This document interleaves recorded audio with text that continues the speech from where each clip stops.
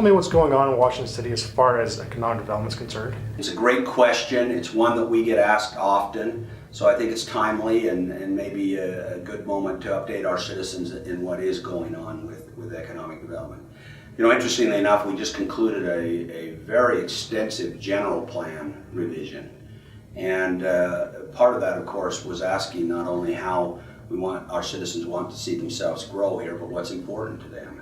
And one of the most significant things that came out of that general plan, which was not surprising, but one of the things that was very strongly indicated was that they would like to continue to grow economically. And when I talk about growing economically, for Washington, it is probably less from a commercial or from an industrial standpoint, and it's more from a commercial and retail standpoint. And part of that is because we sit along this I-15 corridor. We have great exposure. You know, the way our town kind of lays out, that seems to make more sense to grow that direction. Now, so that is important to us. We were glad to see that kind of support by the community. I think it's important, though, that we kind of understand where we're at and how are we doing. Because it's so, you know, we sometimes sit here and we look across the fence and we see our neighbor and they seem to be just every store and every, place wants to open up across the street, and why aren't they coming here? Well, they are coming here. And just this last year, we issued over 240 new business licenses than we had years before. Now, a lot of that is in home occupation and those type of businesses that you may not see a brick and mortar, a storefront store. But they're still important businesses to us, and we're very proud of those. But even just through those 243, we added over 90 new jobs that are located within the Washington City area. And so, we're kind of proud of that, so we're growing there. We also often look and compare ourselves to cities similar to us, cities of similar size, similar budget, kind of situated like ours. Those would be cities like Harriman, Syracuse, Clinton, Saratoga Springs, Cedar City, Payson. And when we look at what they collect in sales tax, which is always an indicator of their commercial business, we look at that and say, how does it compare to ours? One way we look at it is a comparison as a percentage of their general fund, because that's an important component with sales tax. And so the average in the state is about 30% of the general fund, or among these cities, 30% of their general fund revenue comes from sales tax. And Washington City is just about 29.25. So we're just about right there. Now we're comparing ourselves to St. George, which again, we have a tendency to kind of do that.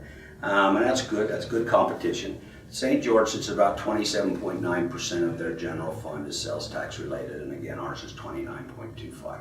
So they're a little bit lower, they've had a little bit more diversification. Now certainly they're collecting more on a dollar value, but as a percentage, they're about 3 times bigger than us.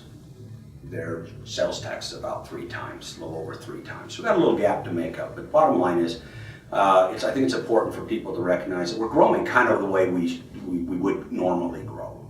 And a lot of these retailers, it is about rooftops. So this residential growth is important. They don't come in until they see the residential growth. But this has been important to the council and to the mayor and the staff for some time. A little over a year ago, the council and staff partnered up with a company by the name of Buxton Corporation out of Texas.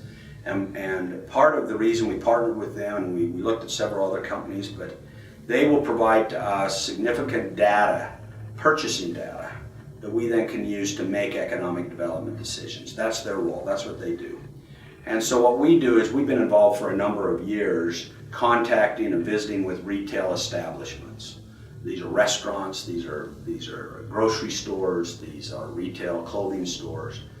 And but what the partnership with Buxton brings to us is we can, and because we're a small city with limited resources, it helps us focus on those businesses that match up to our buying power, our demographics, and all the things that's necessary. We can go after a lot of businesses, but if those businesses, if we don't match their profile, then we're wasting a lot of resources where we don't need to waste that.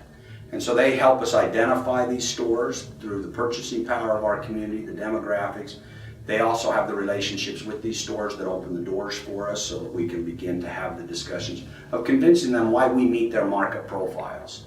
And we even can go so far as to show them where they have stores in similar markets, both in the purchasing power markets and in the demographic markets that are very similar to ours, which then gives us the opportunity to tell the story of why they should be here. And so this is a great partnership. We think it's focusing our efforts much more effectively, and we're already starting to see some relationships being built that I think will benefit us. We, of course, work with only a couple of major property owners within Washington City, and one of those is the School Institutional Trust Fund. They've been a great partner of ours for a long time. The great advantage we have with that is that we can agree on similar products and very quality products. You know, we're going to be very specific on what we want to see come in on Washington Parkway. And you know, we've let some things go, they've let some things go that would not fit the profile of our community, and I think our community members would appreciate that. So we really want a specific quality, and if we have to kind of wait a little bit to get the quality, we're willing to do that. But again, we got some great things coming in, we really do, and you know, for all the great coffee drinkers in the world, we've got the Starbucks coming in on the Green Springs interchange, and we're excited about that because they're a powerhouse. They really are. We got Sub-Zero, we've some mattress stores, some other things that are coming in within the area. And we have some other things we're working on that we're hoping within the next few months we can give some other indications of what's going on too. But we're very positive. We think things are rolling along very good with Washington City.